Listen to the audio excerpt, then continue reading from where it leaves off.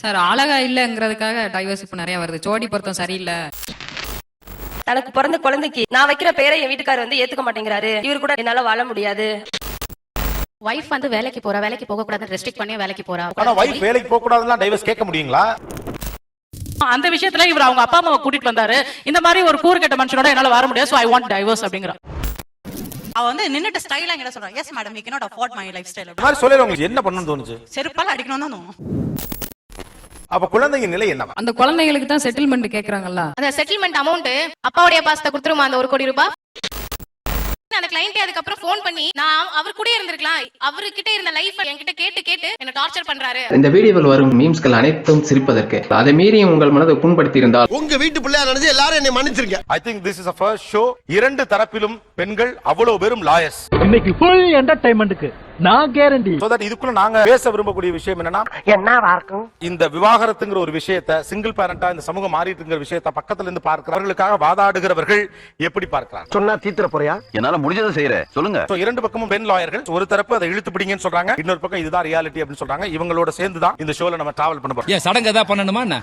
சட்டு புட்டுன்னு ஆரம்பிங்கயா. அவங்க டைவர்ஸ் கேட்டு வந்திருப்பாங்க, ஆனா இது நியாயமே இல்ல, இதுக்கு டைவர்ஸ் கேக்குறாங்களேன்னு உங்களுக்கு தோன்றிய கேசஸ் என்ன? இது அட்ஜஸ்ட் பண்ணி கூட வாழலாம், இதுக்கு டைவர்ஸ்க்கு வராங்களே. நான் வரிசையா சொல்றேன், அது கப்புன்னு பிடிச்சிக்கிறியா? எங்க சொல்லுங்க. சார் அழகா இல்லங்கிறதுக்காக டைவர்ஸ் இப்ப நிறைய வருது. ஜோடி பொருத்தம் சரியில்லை. இந்த அழகா இல்லங்கிறது தான் நிறைய காரணம். எஸ், ரொம்ப போல்டா வந்துட்டாங்க இவங்க. புருஷ வாயில நாத்தோடிக்குதுன்னு அப்ளை பண்றாங்க டிவோர்ஸ்க்காக. நம்ம வெளியில சொல்ற காரணம் வேற, ரூட் காஸ் அப்படின்னு பார்த்தா அழகு சார்ந்து இன்னைக்கு டிவோர்ஸ் அப்படின்னு ஒண்ணு நடக்குது. உண்மையிலே அதான் காரணம். எதை வச்சு அப்படி சொல்றீங்க? கல்யாணத்துக்கு முன்னாடி தெரியறது இல்ல, அம்மா சொல்லிட்டாங்க, அப்பா சொல்லிட்டாங்க, நகை இவ்வளவு போடுதாங்க, கார் வாங்கி தராங்க, பைக் வாங்கி தராங்கன்னு கட்டிருந்தாங்க. அதான் பிரச்சனையே.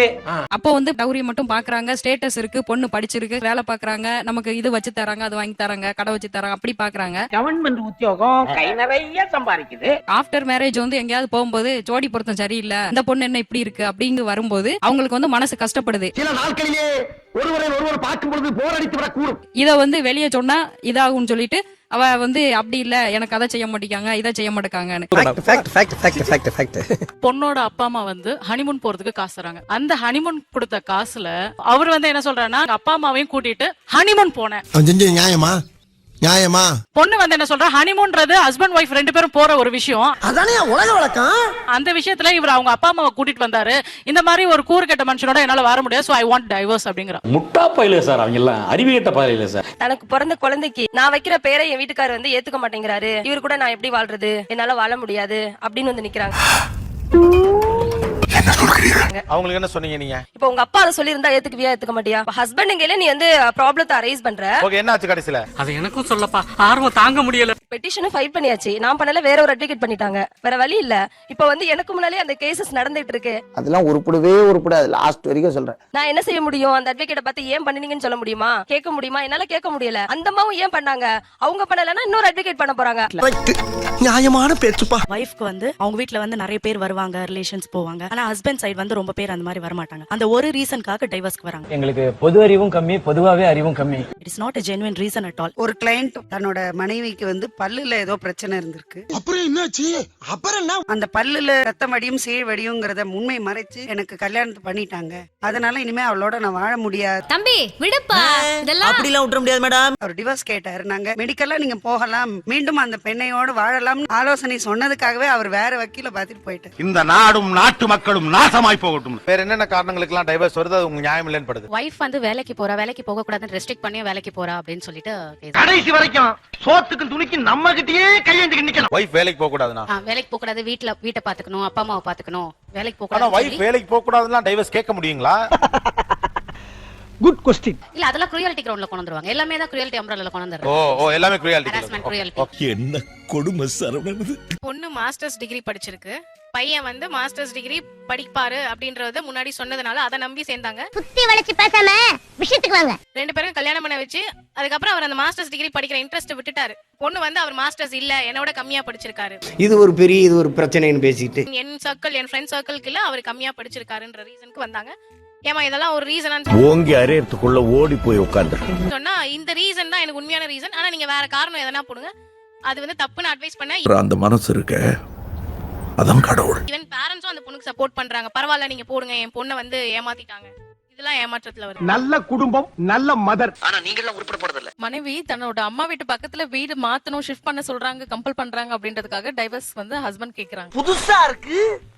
சரி, அவங்க அம்மா வீட்டு இன்ஸ்ட்ரக்ஷன் படி இனிமே நடக்க ஆரம்பிச்சிருவாங்க. என்னோட பேச்சை மதிக்க மாட்டாங்க, அவங்களோட என்னால சேர்ந்து வாழ முடியாது, அதனால எனக்கு டைவர்ஸ் வேணும் அப்படின்னு கேக்குறாங்க. எனக்கு மொத்தத்துல அந்த குடும்பம் உருப்படாம போணும், அதான் ஏன் லட்சியம். என் கிளையண்ட் வந்து ஹஸ்பண்ட் வந்து இஸ் earning about 50,000. இது லவ் மேரேஜ், பொண்ணு ஓடி போய் கல்யாணம் பண்ணி. ஆனா இப்ப 3 வருஷத்துக்கு அப்புறம் he cannot afford me ma'am. அந்த டைம்ல எனக்கு ஏதாவது வாயில தூக்கும் போது ரொம்ப simple, he cannot afford me. எனக்கு வேண்டிய வந்து லக்ஸுரி, எனக்கு வேண்டிய லைஃப் ஸ்டைல் அவரால கொடுக்க முடியல. and I don't have to take his responsibilities.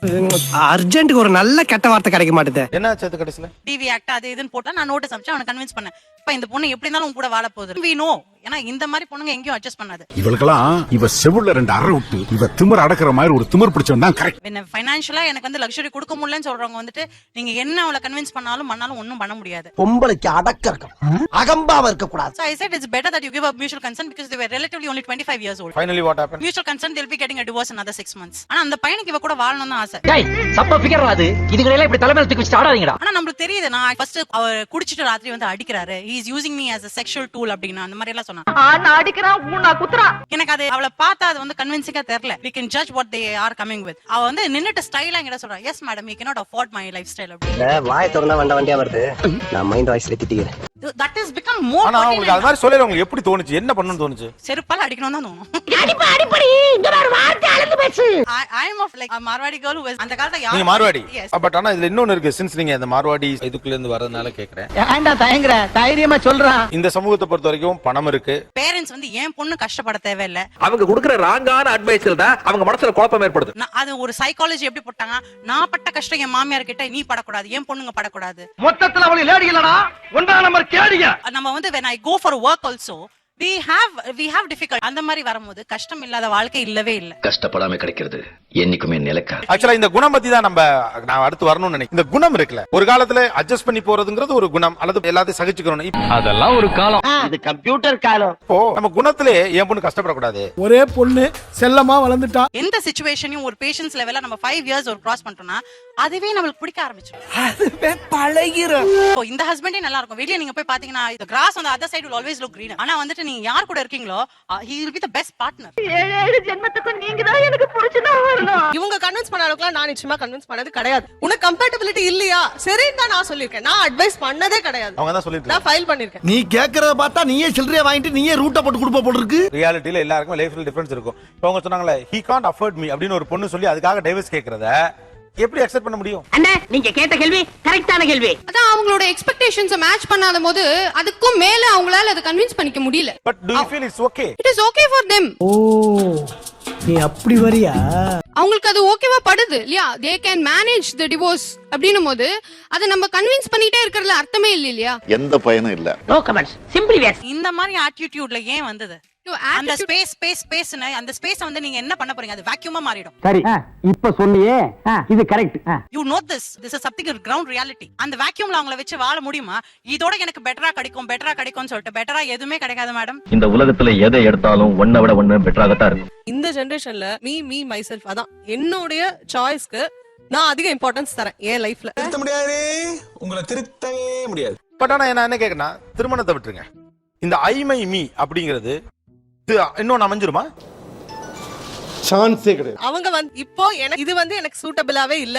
இன்னொன்னு அமையுமா அமையாதாங்கிறத முடிவு பண்ணிட்டு யாரும் டிவோர்ஸ் கேக்குறதே இல்ல சார். சுருக்கமா சொல்லணும்னா செகண்ட் தான் அமையும். நான் என்ன நான் கேக்குறேன், எதிர்பார்த்த மாதிரி இது இல்லன்னு. இல்ல இது நீங்க ரொமான்டைசைஸ் பண்ற மாதிரி இல்லையா உங்களுக்கு? ரொமான்டிசைஸ் இல்ல சார். அவங்க சொன்ன ரீசன்ஸ்ல எல்லாம் ரொமான்டிசமே இல்லையே.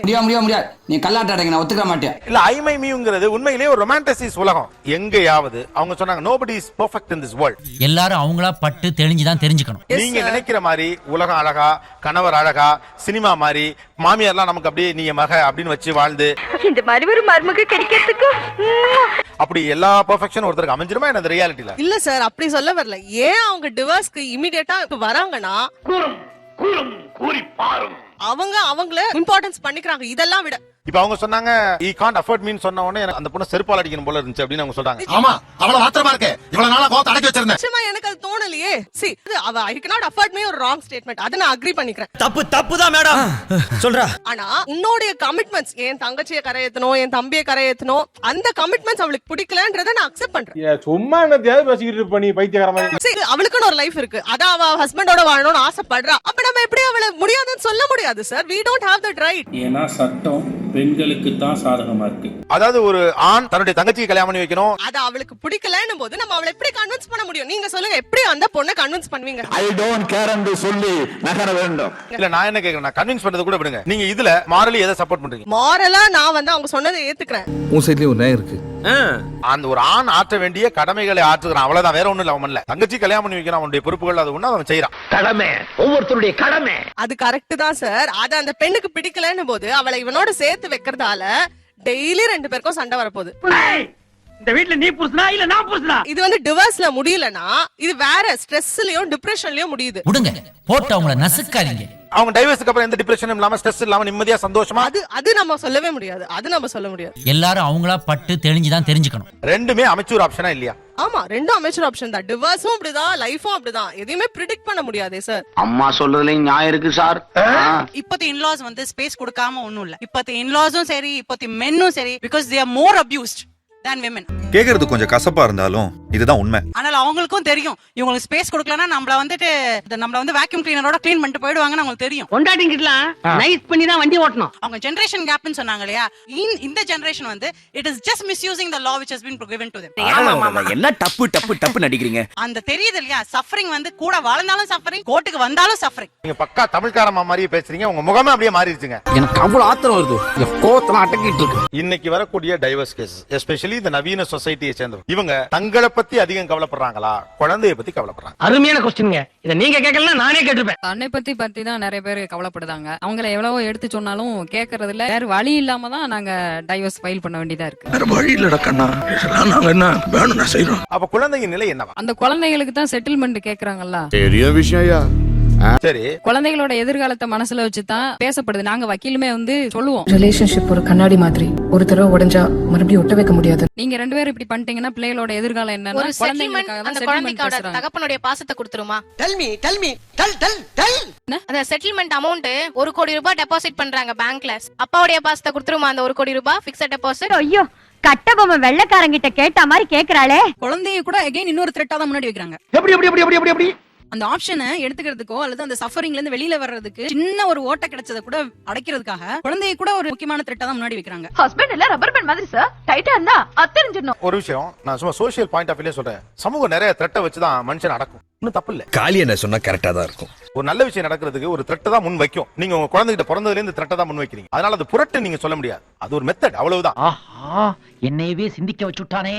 என்னுடைய சுதந்திரம் இதான் இதுல வரக்கூடியது. இந்த சுதந்திரத்திற்கு தீர்வு டைவர்ஸான்னு கேக்குறேன். மரியாதையா சொல்ல போறீங்களா இல்லையா? அந்த ஐ மை மீங்கிறது செல்ஃப் டிக்னிட்டி, செல்ஃப் ஐடென்டிட்டி. அப்படியா? என்ன அப்படியா? அதுக்கு பாதிப்பு வரும்னு சொன்னாக்கா, அதுக்கு சட்டம் ஒரு வழி கொடுக்குதுன்னு சொன்னாக்கா, அதுக்கு பேர் டைவர்ஸ்னாக்கா அப்ப அதுதான். இன்னொரு மேரேஜ்ல அது கிடைக்குமா? வாய்ப்பில்லை ராஜா, வாய்ப்பில்லை. என்னோட எக்ஸ்பீரியன்ஸ்ல நான் பார்த்த கிளைண்ட்ல கஷ்டப்பட்டு போராடி டிவோர்ஸ் வாங்கிட்டு அடுத்த கல்யாணம் நல்லபடியா இருக்கும்ன்ற எக்ஸ்பெக்டேஷனோட போய் அதுவும் ஃபெயிலியர் ஆயிருக்கு. பாவம், யாருக்குமே இந்த நிலைமை வரக்கூடாது. அது வந்து இதுக்கு இதுவே இருந்திருக்கலாமே. அந்த கிளைண்ட் அதுக்கப்புறம் ஃபோன் பண்ணி நான் அவர் கூட இருந்திருக்கலாம். எந்த பக்கம் வரும்? இருட்டுல கண்ணு கட்டி காட்டுல விட்ட பாரு அப்படின்ட்டு 2வது மேரேஜும் ஃபெயிலியர் ஆன ஸ்டோரிஸ் நிறையவே இருக்கு. அவர்கிட்ட இருந்த லைஃப நான் என்கிட்ட கேட்டு என்ன டார்ச்சர் பண்றாரு. கொஞ்சமா சாருக்கு ஒரேடியா போய் சொல்லுங்களாம்டா. டிவோர்ஸ் ஆன யாராவது முதல்ல வாழ்ந்த வாழ்க்கையோட பெட்டரான வாழ்க்கை வாழ்ந்திருக்காங்கன்னு கொண்டு நிறுத்த சொல்லுங்க. யாரா இருக்கீங்களா? இருந்தா தைரியமா சொல்லுங்க. அவங்க எவ்ளோ mentally they are suffer, physically they are suffer. Second marriage எத்தனை பேர் பண்ணிக்கிறாங்க? ஏன்டா போய் எமோஷன் ஆற நீ? ஏன் எமோஷன் ஆற நீ? எத்தனை பேர் பண்ணிக்க ரெடியா இருக்காங்க? அப்படியே பண்ணிட்டா அது எத்தனை சக்சஸ் ஆயிருக்கு? Never succeed. கல்யாணம் பண்ணாதீங்கன்னு முன்னாடியே சொன்னா தெரியாம பண்ணிட்டேன். டிவோர்ஸ்க்கு முன்னாடியும் அப்படிதானே இருந்தாங்க. டிவோர்ஸ்க்கு முன்னாடியும் அதே தானே, அதே சஃபர், அதே ஸ்ட்ரெஸ், அதே பிரச்சனைகளோட தான் டிவோர்ஸ்க்கு முன்னாடியும் இருந்தாங்க. கல்யாணம் பண்றதுக்கு முன்னால நான் இருந்த சுதந்திரம் என்ன? இப்ப பண்ற கஷ்டம் இல்ல. Why not you continued with it? அது வந்து கண்டினியூ வித் தி சஃபர். நீங்க இத விட பெட்டரான ஒரு லைஃப் இருக்குன்னு யாரையாவது காமிங்க. இல்லை பெட்டரான லைஃப் வேணாங்க, இந்த லைஃப் வேணாம்.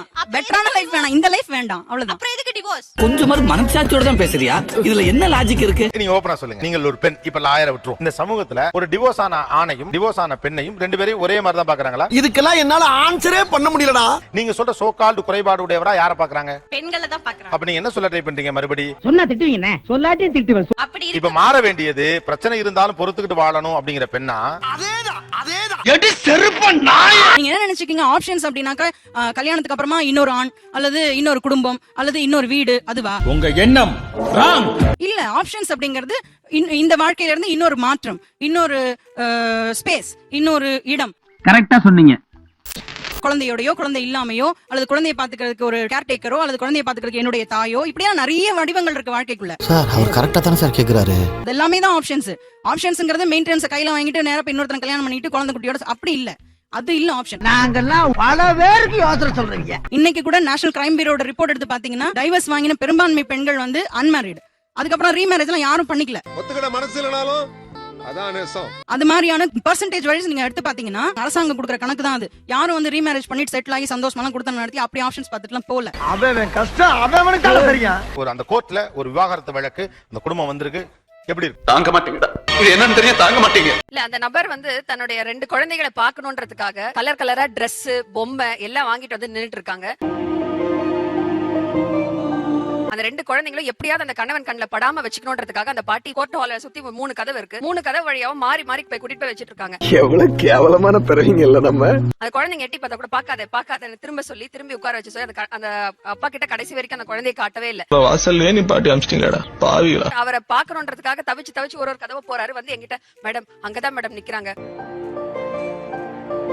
போன வாரம் பிறந்த நாளைக்காக நான் அவங்க வீட்டுக்கு போயிருந்தேன். அந்த Dress கொடுக்க விடல. இப்பயாவது கொடுக்கறதுக்கு எப்படியாவது பெர்மிஷன் வாங்கி கொடுங்க மேடம். அவர் வந்து என்ன கெஞ்சுறாரு. என் வாழ்க்கையில இன்னும் நான் இந்த எல்லா குடும்பங்களை பார்க்கணும்னு இருக்கும் எனக்கே தெரியும். தவிப்பு இருக்கு. அவங்க கடைசி வரைக்கும் அந்த குழந்தையை காட்டாமே கூட்டிட்டு போயிட்டாங்க. என்ன குடும்பம் பார்த்தடா. நன்றி மக்களே, இந்த வீடியோ ஓரளவுக்கு எண்டுக்கு வந்துருந்துச்சு. அப்பாடா. நான் என்ன சொல்றேன்னா, இந்த வீடியோ உங்களுக்கு பிடிச்சிருந்துச்சுன்னா லைக் பண்ணுங்க, பிடிக்கலன்னா தயங்காம டிஸ்லைக் பண்ணுங்க. அந்த சப்ஸ்கிரைப் அடுத்து ஒரு அமேசிங் நியானான கண்ணல்ல மீட் பண்ணலாம். பாய் பாய். நிகழ்ச்சியில் கலந்து கொண்ட அனைவருக்கும் கோபிநாத் நெஞ்சார்ந்த நன்றிகள். நன்றி, வணக்கம்.